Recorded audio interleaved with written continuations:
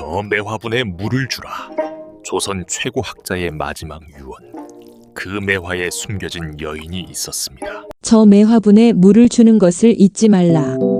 1570년 겨울 조선 최고의 성리학자가 남긴 마지막 말입니다. 제자들은 스승이 평생 매화를 사랑했기에 당연한 유언이라 생각했습니다. 하지만 그들은 몰랐습니다. 그 매화분에 한 여인의 이름이 새겨져 있다는 것을. 1000원권 지폐를 꺼내 보십시오.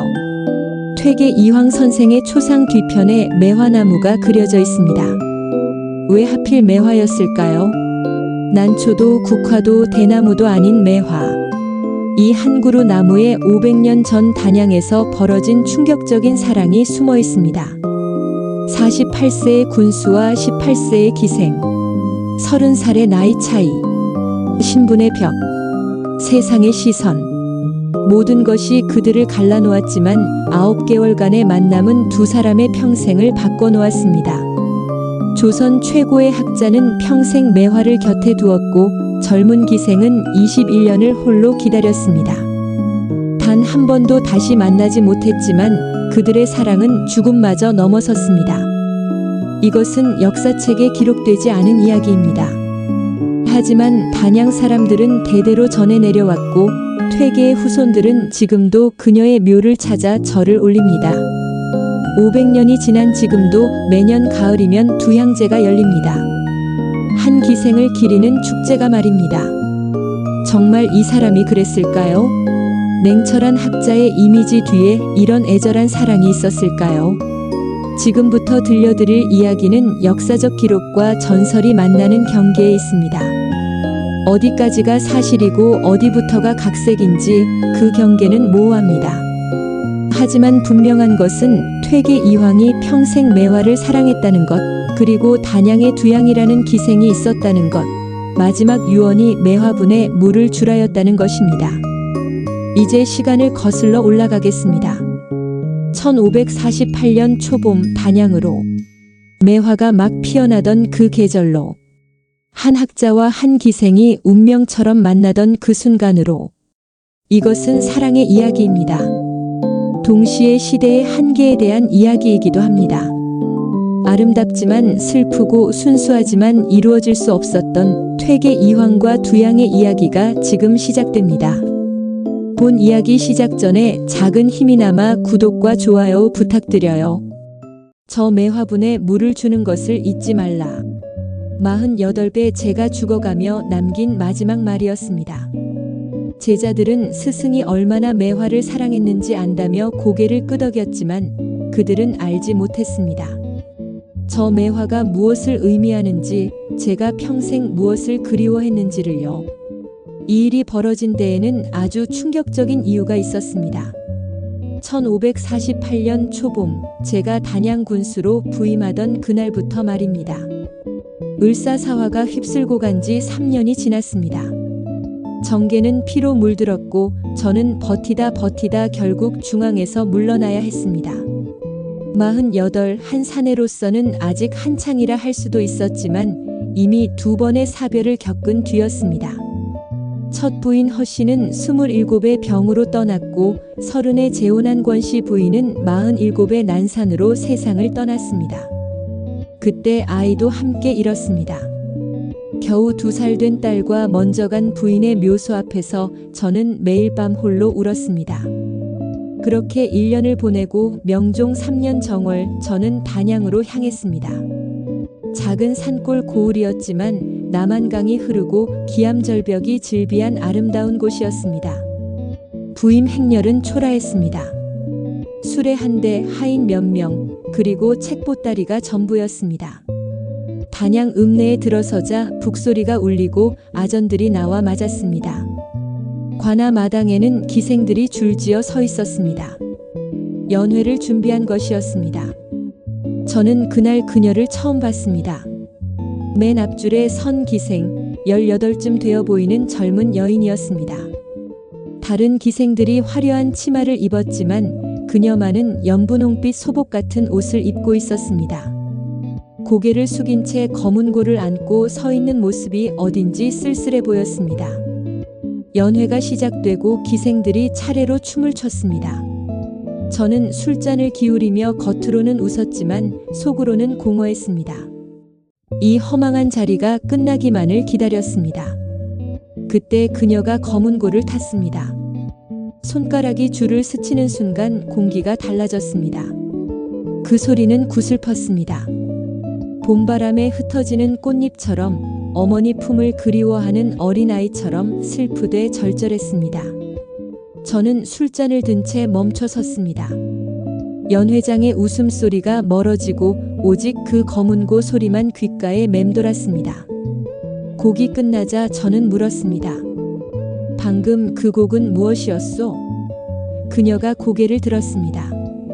눈이 마주쳤습니다. 맑은 눈이었습니다. 탁한 세상에 물들지 않은, 아직 때 묻지 않은 영혼의 눈이었습니다. 그녀가 조용히 대답했습니다. 매화나기옵니다, 나리. 매화가 지는 모습을 담은 곡이지요. 저는 더 물을 말이 없었습니다. 매화. 추운 겨울을 견디고 가장 먼저 피어나지만 결국 홀로 지는 꽃. 선비들이 절개의 상징으로 삼는 그 꽃을 이 어린 기생이 어찌 알고 연주했을까요? 연회가 끝나고 저는 숙소로 돌아왔습니다. 그날 밤 잠이 오지 않았습니다. 검은고 소리가 계속 귓가에 맴돌았습니다. 이틀 뒤 아침 일찍 문을 두드리는 소리가 들렸습니다. 문을 열자 그 기생이 서 있었습니다. 손에 작은 화분을 들고 있었습니다. 매화 화분이었습니다. 하얀 꽃잎이 한 송이, 두 송이 피어나기 시작하는 이른 봄의 매화였습니다. 그녀가 공손히 절을 했습니다. 군수님께 올리고자 가져왔습니다. 저는 화분을 보며 고개를 저었습니다. 돌려보내시오. 군수가 백성에게서 물건을 받을 수 없소. 제 목소리는 단호했습니다. 청렴은 제가 평생 지켜온 원칙이었습니다. 그러나 그녀는 물러서지 않았습니다. 이것은 뇌물이 아니옵니다. 그녀의 목소리에는 떨림이 있었습니다. 선생님의 학문을 흠모하는 마음일 뿐입니다. 저는 이 매화를 3년간 키웠습니다. 어미가 돌아가시기 전 남긴 것이옵니다. 어미는 매화를 보며 늘 말씀하셨습니다. 세상이 추워도 꽃은 핀다고, 외로워도 향기는 남는다고. 저는 그제야 그녀를 제대로 봤습니다. 18. 고작 18배 나이에 이미 어머니를 잃고 관기의 삶을 살고 있는 이 여인. 제 딸보다 어린 나이에 세상의 풍파를 견디며 매화처럼 홀로 서 있는 이 영혼. 가슴 한구석이 무너지는 것 같았습니다. 이름이 무엇이오? 제 목소리가 부드러워졌습니다. 두향이옵니다. 살구꽃 향기라는 뜻이지요. 그녀가 희미하게 웃었습니다. 그 미소에는 슬픔이 배어 있었습니다. 하지만 저는 매화 향기를 더 좋아합니다. 매화는 진실하니까요. 저는 결국 화분을 받았습니다. 원칙을 어긴 것이었지만 그 순간 제 안에 무언가가 말했습니다. 이것은 뇌물이 아니라 한 영혼의 진심이라고. 두양이 돌아간 뒤 저는 매화를 내 책상 앞에 놓았습니다. 하얀 꽃잎이 아침 햇살에 반짝였습니다. 은은한 향기가 방 안에 퍼졌습니다. 저는 그때 알지 못했습니다. 이 매화 한 그루가 제 인생을 바꿔놓을 줄은. 그날 이후 두양은 자주 관아에 왔습니다.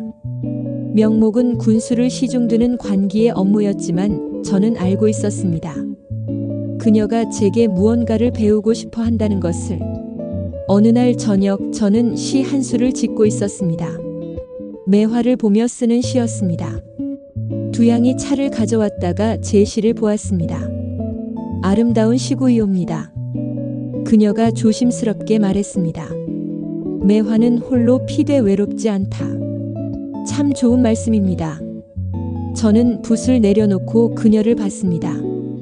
시를 읽을 줄 아시오? 그녀가 고개를 끄덕였습니다. 수양 어머니께서 가르쳐 주셨습니다. 기생은 시서화에 능해야 한다고 하시며. 그녀의 목소리가 작아졌습니다. 하지만 저는 글자만 알 뿐 뜻을 제대로 모릅니다. 저는 그날부터 두양에게 시를 가르치기 시작했습니다. 의도한 것은 아니었습니다. 그저 한 영혼이 배움을 갈망하는 모습을 외면할 수 없었을 뿐입니다. 두양은 영리했습니다. 제가 한번 설명하면 금세 이해했고 며칠 뒤면 직접 시를 지어왔습니다. 서툴렀지만 진심이 담긴 시였습니다. 매화는 봄을 기다리지 않고 겨울에 핀다. 나 역시 봄을 기다리지 않으리. 그녀가 지은 시의 한 구절이었습니다. 저는 그 시를 읽으며 가슴이 먹먹했습니다. 이 어린 기생은 이미 알고 있었습니다. 자신에게는 봄이 오지 않을 것이라는 것을, 신분이라는 거대한 벽 앞에서 자신은 평생 겨울을 살 수밖에 없다는 것을. 봄이 깊어갈수록 저는 두양과 더 많은 시간을 보냈습니다. 공무가 끝나면 강선대를 함께 거닐었고 시를 짓고 거문고를 들었습니다. 사람들의 눈을 피해 은밀하게 만났습니다. 저는 스스로에게 말했습니다. 이것은 학문의 교류일 뿐이라고, 스승과 제자의 관계일 뿐이라고. 하지만 제 마음 깊은 곳에서는 알고 있었습니다. 이것은 그 이상이라는 것을. 48 중년의 가슴에 다시 무언가가 뛰기 시작했다는 것을. 어느 날 밤 매화 화분 앞에 앉아 저는 생각했습니다. 나는 지금 무엇을 하고 있는가? 조선 최고의 성리학자라 불리는 이 몸이, 청렴 결백을 자랑하던 이 사내가 이제 한 기생에게 마음을 빼앗기고 있는 것인가? 하지만 매화는 조용히 피어 있을 뿐이었습니다. 향기를 내뿜으며 봄바람에 흔들리며 아무 말 없이 그저 존재할 뿐이었습니다.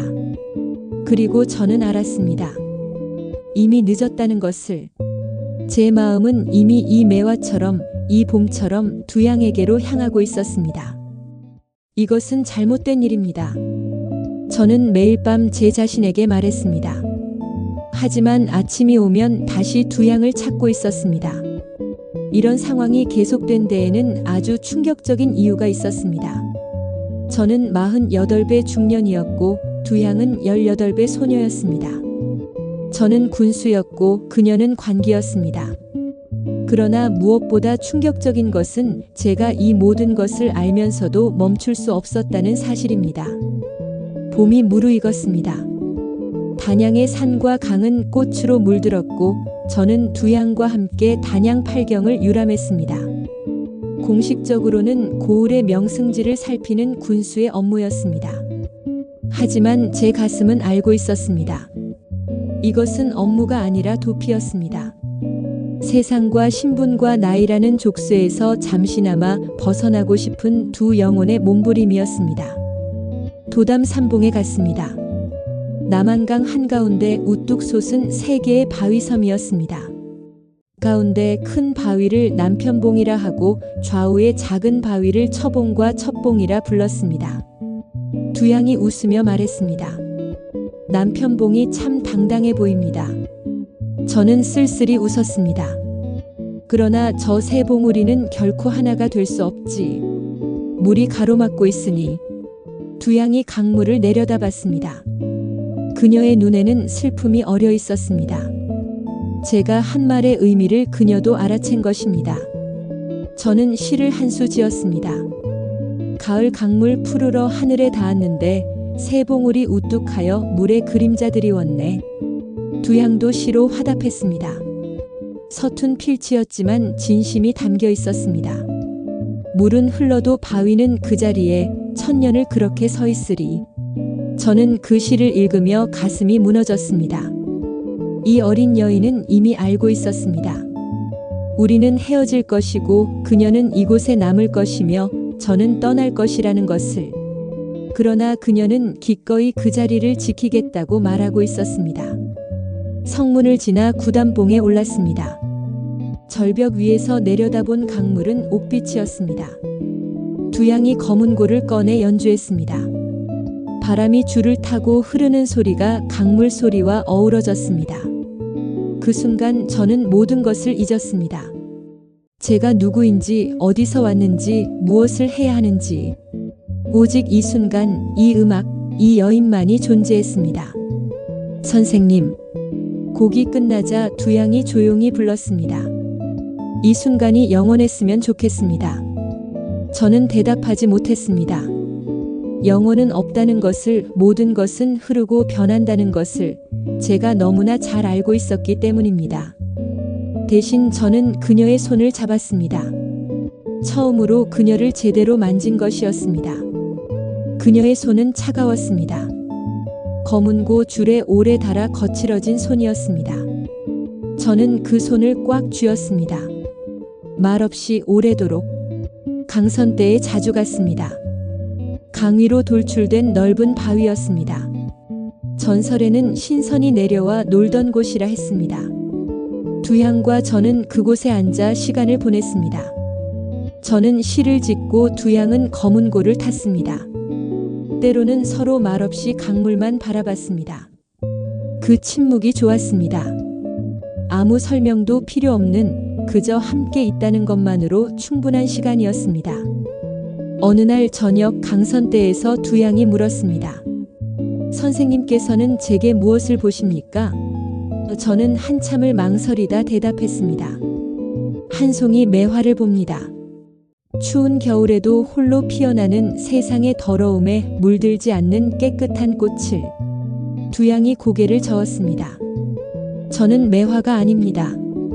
저는 그저 기생일 뿐입니다. 더러운 세상에 이미 물든 여인일 뿐입니다. 제가 단호히 말했습니다.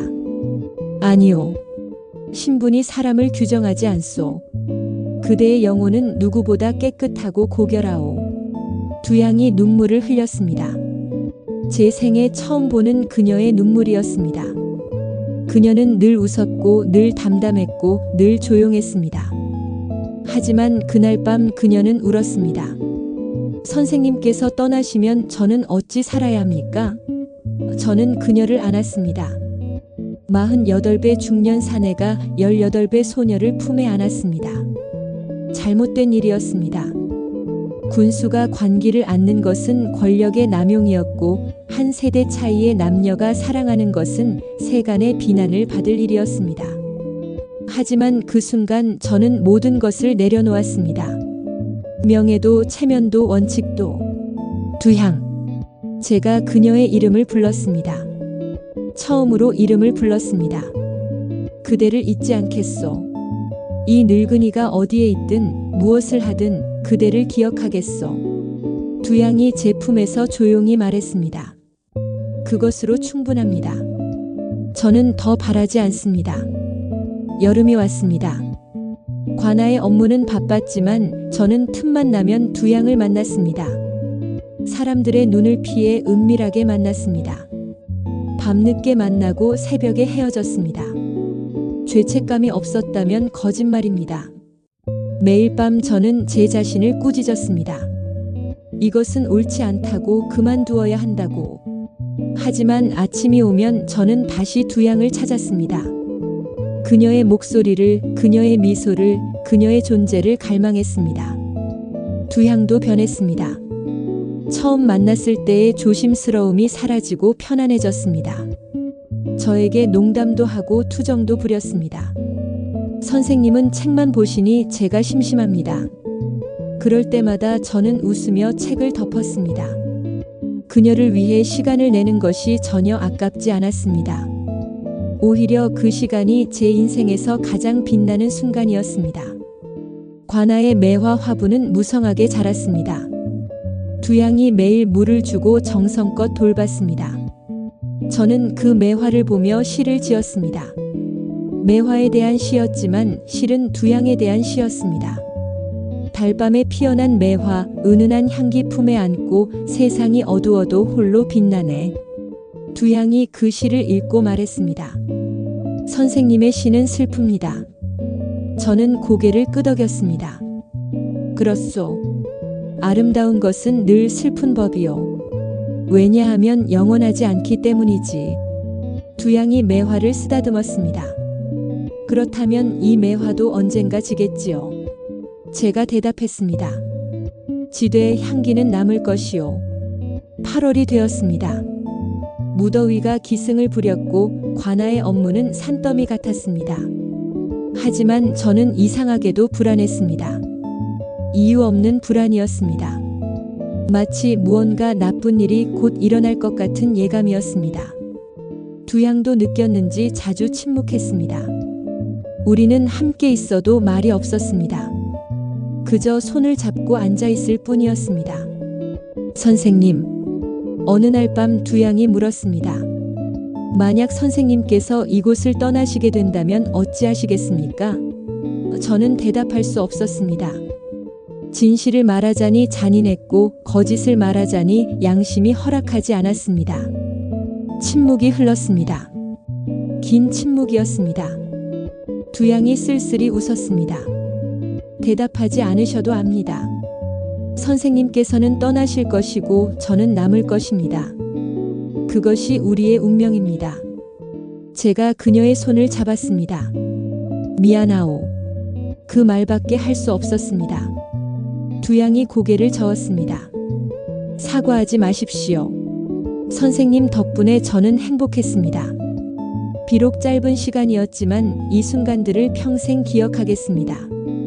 9월이 왔습니다. 단풍이 물들기 시작했고 바람이 차가워졌습니다. 저는 매일 아침 매화 화분에 물을 주며 기도했습니다. 이 시간이 영원하기를, 이 순간이 멈추기를. 하지만 시간은 흘렀고 계절은 변했고 운명의 날은 다가오고 있었습니다. 저는 알고 있었습니다. 곧 무언가가 일어날 것이라는 것을. 그리고 그것은 제가 막을 수 없는 일이라는 것을. 형님께서 충청감사로 부임하셨습니다. 아전이 급히 달려와 알렸습니다. 그 순간 제 심장이 멈춘 듯 했습니다. 이런 상황이 벌어진 데에는 아주 충격적인 이유가 있었습니다. 조선에는 상피제라는 제도가 있었습니다. 친족이 같은 지역에서 함께 벼슬 할 수 없다는 규정이었습니다. 넷째 형 이해가 충청감사가 되었다는 것은 단 하나를 의미했습니다. 저는 단양을 떠나야 한다는 것을. 9월이었습니다. 발령 통지가 왔습니다. 풍기 군수로의 전임 명령이었습니다. 경상도 풍기. 제 고향 안동과 가까운 곳이었지만 단양에서는 멀었습니다. 저는 발령장을 들고 하루 종일 서재에 앉아 있었습니다. 어떻게 두양에게 말해야 할지 알 수 없었습니다. 해가 지고 밤이 왔습니다. 두양이 찾아왔습니다. 제 얼굴을 보자마자 그녀는 알았습니다. 떠나시는군요. 그녀의 목소리는 떨리지 않았습니다. 담담했습니다. 마치 오래전부터 예상했던 것처럼. 저는 고개를 끄덕였습니다. 미안하오. 제가 할 수 있는 말은 그것뿐이었습니다. 두양이 창밖을 바라봤습니다. 달빛이 방 안에 흘러들었습니다. 사과하지 마십시오. 저는 처음부터 알고 있었습니다. 선생님은 언젠가 떠나실 거라는 것을. 그녀가 천천히 말했습니다. 다만 이렇게 빨리 올 줄은 몰랐을 뿐입니다. 저는 그녀에게 다가가 손을 잡았습니다. 차가웠습니다.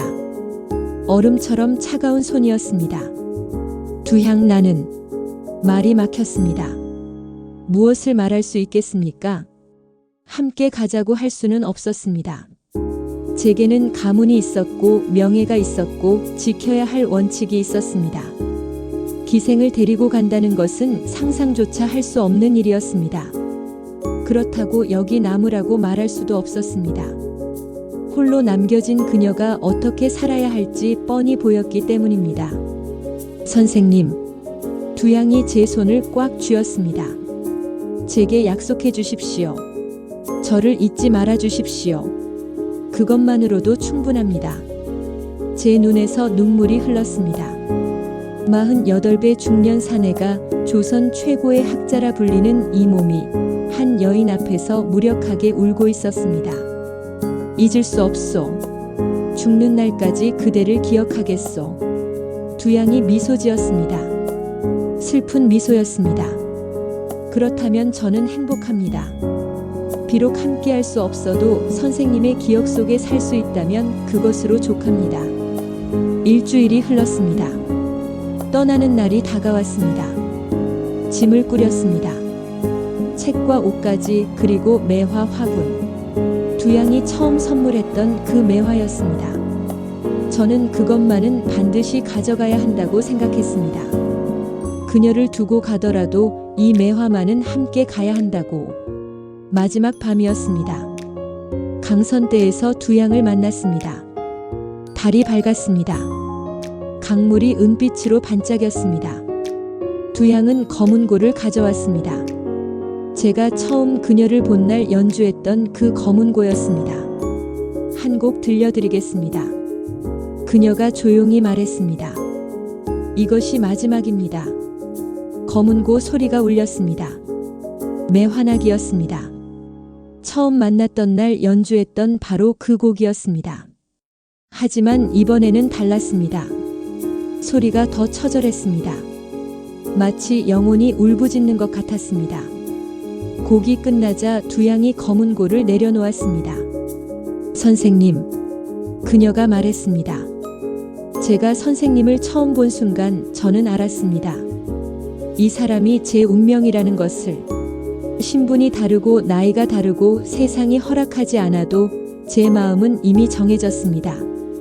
저는 그녀를 안았습니다. 강선대 위에서 달빛 아래에서 세상의 눈을 피해 숨어서가 아니라 당당하게 안았습니다. 두향, 그대는 내 인생의 가장 아름다운 순간이었소.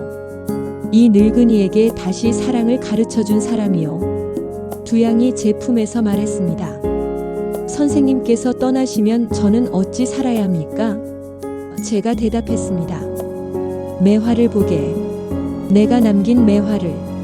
그 매화가 피고 지기를 반복할 때마다 나도 그대를 생각할 것이요. 두양이 고개를 끄덕였습니다. 알겠습니다. 저도 매화를 키우겠습니다. 선생님께서 사랑하신 그 매화를. 새벽이 왔습니다. 떠나야 할 시간이었습니다. 관아 앞에는 수레가 준비되어 있었습니다.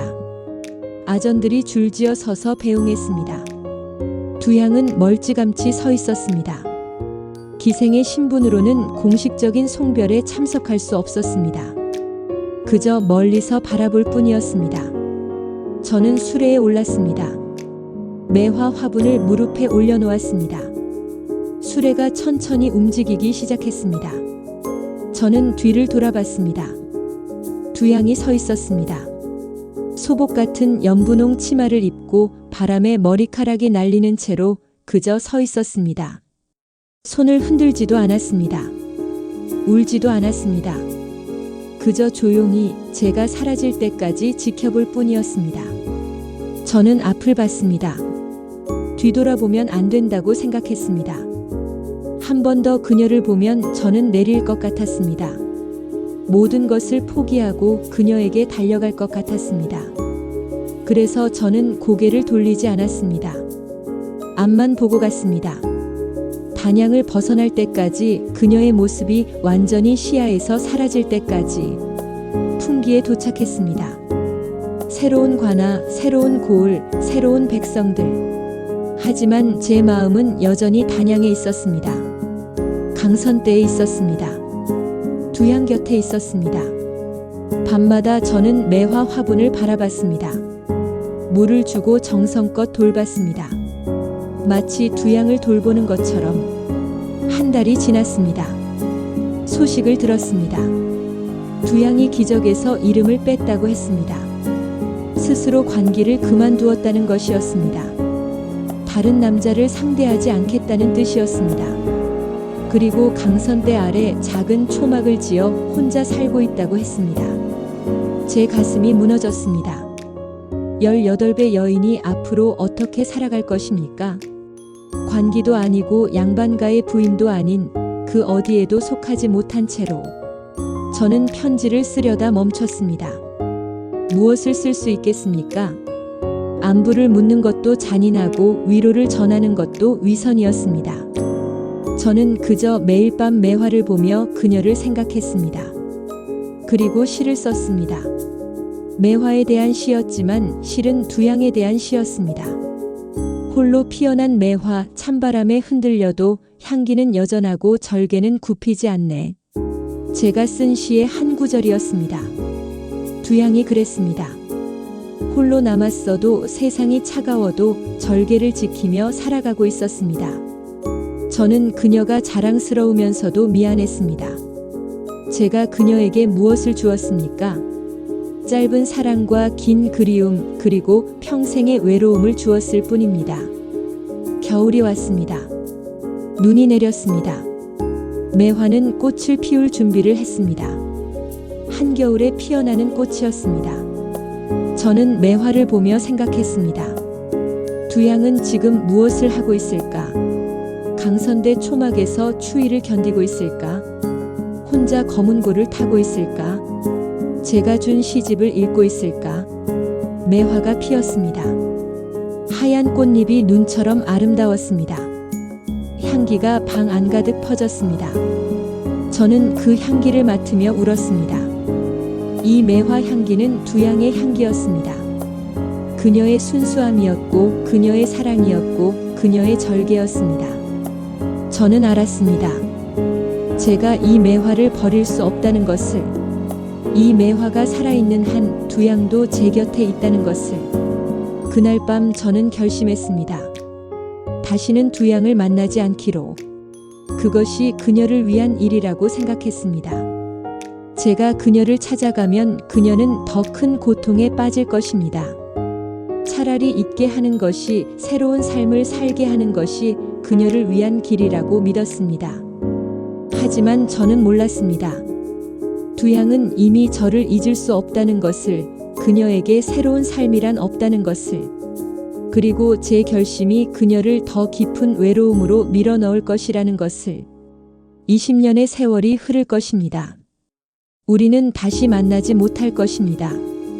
하지만 매화는 계속 피고 질 것입니다.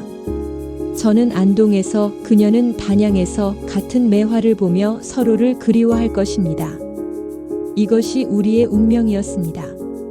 사랑했지만 함께할 수 없었던, 가까웠지만 닿을 수 없었던 두 영혼의 이야기였습니다. 선생님께서 돌아가셨습니다. 그 말을 듣는 순간 제 세상이 무너졌습니다. 1570년 12월 강선대 초막에 그 소식이 전해졌습니다. 이런 상황이 벌어진 데에는 아주 충격적인 이유가 있었습니다. 저는 21해 동안 이 초막에서 단 한 사람만을 기다려왔습니다. 언젠가는 오실 거라고, 언젠가는 다시 만날 수 있을 거라고 믿으며 살아왔습니다. 하지만 그 언젠가는 영원히 오지 않을 것이었습니다. 시간을 거슬러 올라가면 저는 그날 이후 이곳에 혼자 살아왔습니다. 1548년 가을, 선생님께서 풍기로 떠나신 그날, 저는 기적에서 제 이름을 뺐습니다. 후임 사또가 불러도 나가지 않았습니다. 다른 남자를 상대할 수 없었습니다. 선생님 아닌 다른 분과 시를 나누고 검은 고를 타는 것은 선생님께 대한 배신이라고 생각했습니다. 사또는 제 뜻을 이해해 주셨습니다. 면천을 허락하셨습니다. 그렇게 저는 관기가 아닌 그저 한 여인이 되었습니다. 강선대 아래 작은 초막을 지었습니다. 선생님과 함께 앉아 시를 짓던 그 자리가 내려다 보이는 곳이었습니다. 초막은 초라했습니다. 방 하나, 부엌 하나가 전부였습니다. 하지만 충분했습니다. 저는 많은 것이 필요하지 않았습니다. 오직 선생님의 기억과 함께 살아갈 수 있다면 그것으로 좋겠습니다. 매화를 키웠습니다. 선생님께 드렸던 것과 같은 매화였습니다. 어머니께서 남기신 그 매화의 가지를 꺾어 심었습니다. 매일 물을 주고 정성껏 돌봤습니다. 매화가 자라는 것을 보며 선생님을 생각했습니다. 겨울이 오면 매화는 꽃을 피웠습니다. 하얀 꽃잎이 눈발 속에서 떨렸습니다. 저는 그 꽃을 보며 울었습니다. 선생님도 지금 이 꽃을 보고 계실까? 저를 기억하고 계실까? 소식이 들려왔습니다. 선생님께서 풍기에서 백운동 서원을 소수서원으로 만드셨다는 소식이었습니다. 나중에는 안동으로 돌아가셨다고 했습니다. 도산에 서당을 지으시고 제자들을 가르치신다고 했습니다. 저는 그 소식들을 들으며 기뻤습니다. 선생님께서 건강하시고 학문에 정진하신다는 것이 저를 위로했습니다. 비록 제 곁에는 계시지 않아도 이 세상 어딘가에서 선생님께서 숨 쉬고 계신다는 것만으로도 저는 살아갈 이유가 있었습니다. 세월이 흘렀습니다. 제 나이 30이 되었고 40에 가까워졌습니다. 얼굴에 주름이 생겼고 손은 거칠어졌습니다. 혼자 사는 것은 쉽지 않았습니다. 밭을 일구고 물을 길어야 했습니다. 겨울에는 추웠고 여름에는 더웠습니다. 하지만 불평하지 않았습니다. 이것이 제가 선택한 삶이었습니다. 선생님을 향한 제 마음을 지키는 방식이었습니다. 마을 사람들이 수군거렸습니다. 저 여인은 미쳤다고, 이미 떠난 남자를 기다리며 평생을 버린다고. 하지만 저는 신경 쓰지 않았습니다. 그들은 몰랐습니다.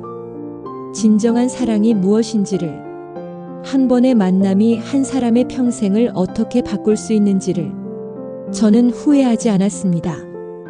단 한 번도. 1570년 가을이었습니다. 이상한 예감이 들었습니다. 매화가 때 아닌 시기에 꽃망울을 맺었습니다. 까치가 계속 울었습니다. 밤마다 꿈을 꾸었습니다. 선생님께서 멀리서 저를 부르는 꿈이었습니다. 손을 뻗어도 닿지 않는 곳에서 저를 향해 무언가를 말씀하시는 꿈이었습니다. 저는 불안했습니다. 무언가 일어날 것 같았습니다. 12월이었습니다. 눈이 내렸습니다. 행상이 단양에 들렀습니다. 안동에서 왔다고 했습니다. 저는 떨리는 마음으로 물었습니다. 도산의 소식을 아느냐고. 행상이 고개를 숙였습니다.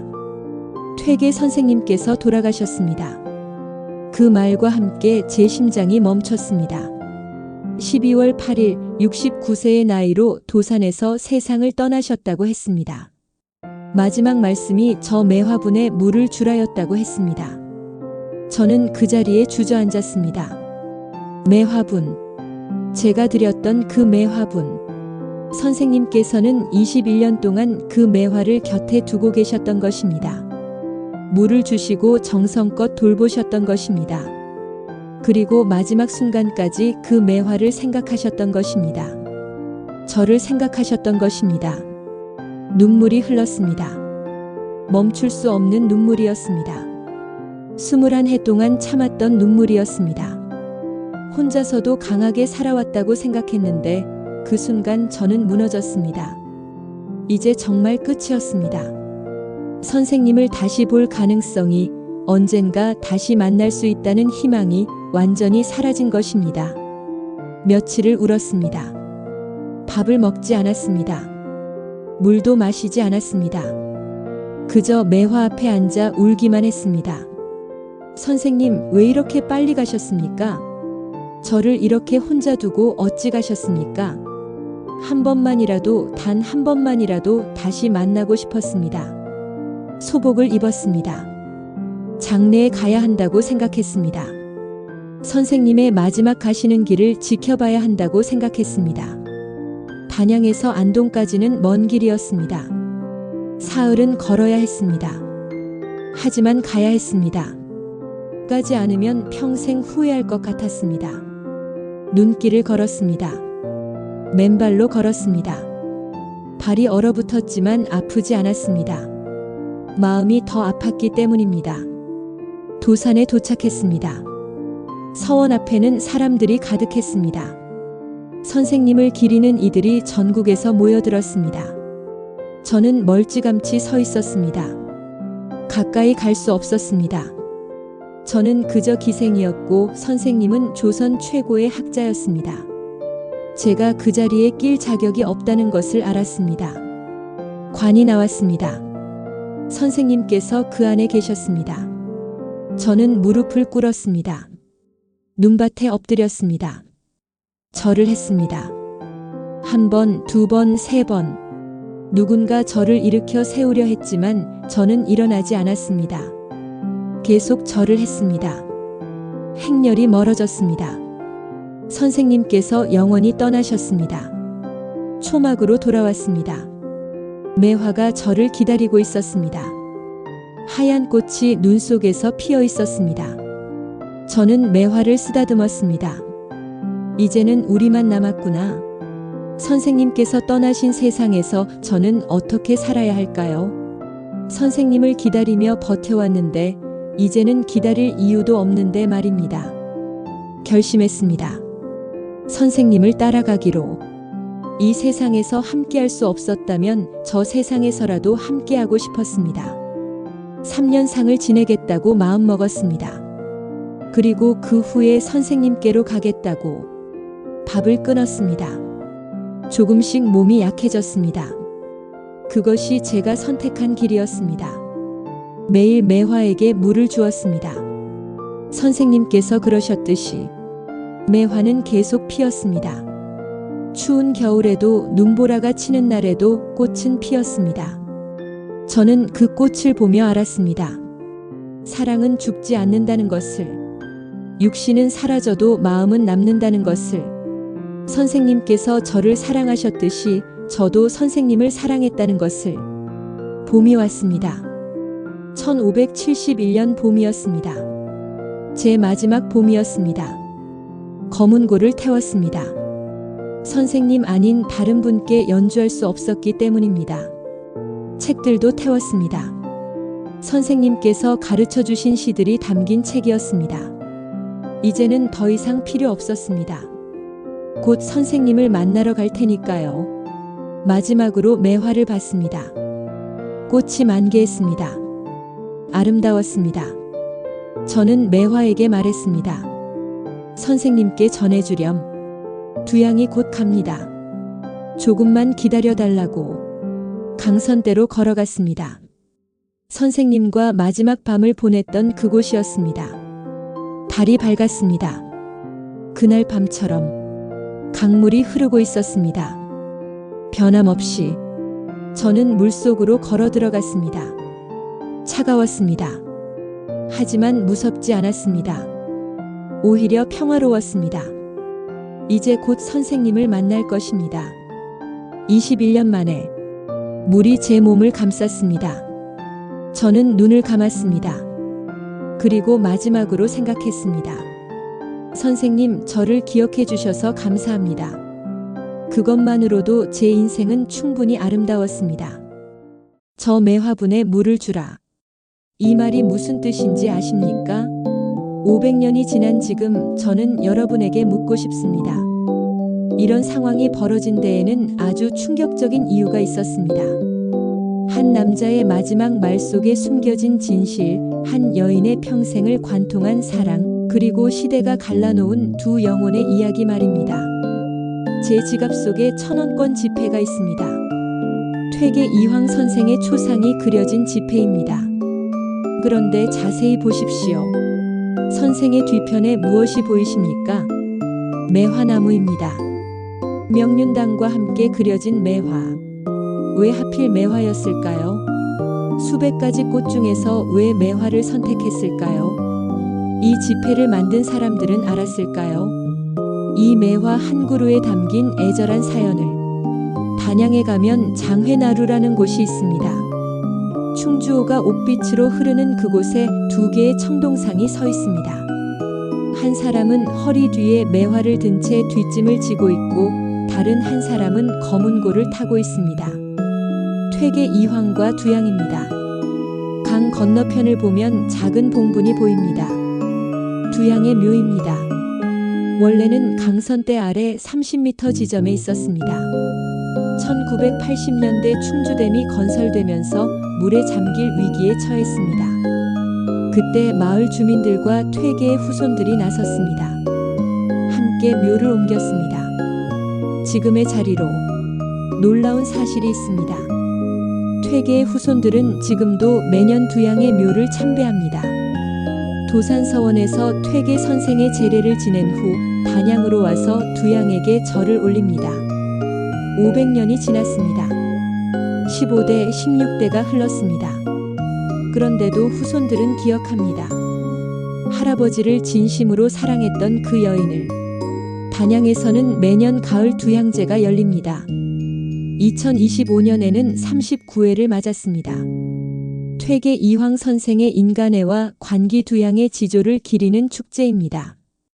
유교식 제례를 올리고 두양의 묘소를 찾아 성묘합니다. 한 기생의 사랑을 기리는 제례라니 신분사회였던 조선에서 상상조차 할 수 없는 일입니다. 하지만 사람들은 그녀를 기억합니다. 신분을 초월한 사랑, 한 사람을 향한 절개를 기억합니다. 저는 이 이야기를 쓰며 많은 생각을 했습니다. 이것은 과연 아름다운 로맨스일까요? 아니면 권력 관계의 문제일까요? 48세의 군수와 18세의 관기, 30살의 나이 차이, 지배하는 자와 복종해야 하는 자. 이 관계가 평등했다고 말할 수 있을까요? 두양에게 선택권이 있었을까요? 어떤 이들은 비판합니다. 이것은 미화될 사랑이 아니라고, 권력형 성폭력의 가능성을 배제할 수 없다고, 조형물을 세우고 축제를 여는 것은 잘못된 일이라고. 그 말도 일리가 있습니다. 우리는 역사를 비판적으로 볼 필요가 있습니다. 당대의 불평등한 구조를 직시해야 합니다. 하지만 저는 이렇게도 생각합니다. 두양의 선택을 존중해야 한다고. 그녀는 퇴계가 떠난 후 스스로 기적에서 이름을 뺐습니다. 강제가 아니었습니다. 21년 동안 홀로 살며 절개를 지켰습니다. 누가 시킨 것이 아니었습니다. 그리고 스스로 목숨을 끊었습니다. 이것은 그녀의 선택이었습니다. 우리가 지금의 잣대로 그 선택을 평가할 수 있을까요? 역사는 복잡합니다. 단순히 선과 악으로 나눌 수 없습니다. 퇴계 이황이라는 인물도 마찬가지입니다. 그는 조선 최고의 학자였습니다. 성리학을 완성했고 수많은 제자를 길렀습니다. 청렴 결백했고 원칙을 중시했습니다. 하지만 동시에 한 여인을 사랑했고 결국 떠나보냈고 평생 그리워했습니다. 완벽한 성인도 아니었고 악한 인간도 아니었습니다. 그저 사랑하고 고뇌한 한 사람이었습니다. 저는 이 이야기에서 하나의 진실을 봅니다. 사랑은 신분을 초월한다는 것입니다. 양반과 기생, 군수와 관기, 48세와 18세. 이 모든 장벽에도 불구하고 두 사람은 서로에게 이끌렸습니다. 시대는 그들을 갈라놓았지만 마음은 죽는 순간까지 함께였습니다. 퇴계는 매화를 보며 두양을 떠올렸고 두양은 강선대에서 퇴계를 기다렸습니다. 21년 동안 단 한 번도 만나지 못했지만 그들은 연결되어 있었습니다. 저 매화분에 물을 주라. 이 말의 의미를 이제 아시겠습니까? 이것은 단순히 식물을 돌보라는 말이 아니었습니다. 두양을 잊지 말라는, 우리의 사랑을 기억해달라는 제자들에게 남긴 마지막 부탁이었습니다. 제자들은 그 의미를 몰랐을지 모릅니다. 하지만 시간이 지나 사람들은 알게 되었습니다. 그 매화분에 담긴 사연을. 현재 우리는 어떻게 이 이야기를 받아들여야 할까요? 무조건적인 미화도 무조건적인 비난도 옳지 않다고 생각합니다. 대신 우리는 질문해야 합니다. 사랑이란 무엇인가? 신분과 나이와 권력의 차이 속에서 진정한 감정이 가능한가? 한 사람의 선택을 우리가 어떻게 평가할 수 있는가? 역사는 큰 업적만 기억합니다. 성리학의 발전, 서원의 건립, 제자들의 양성.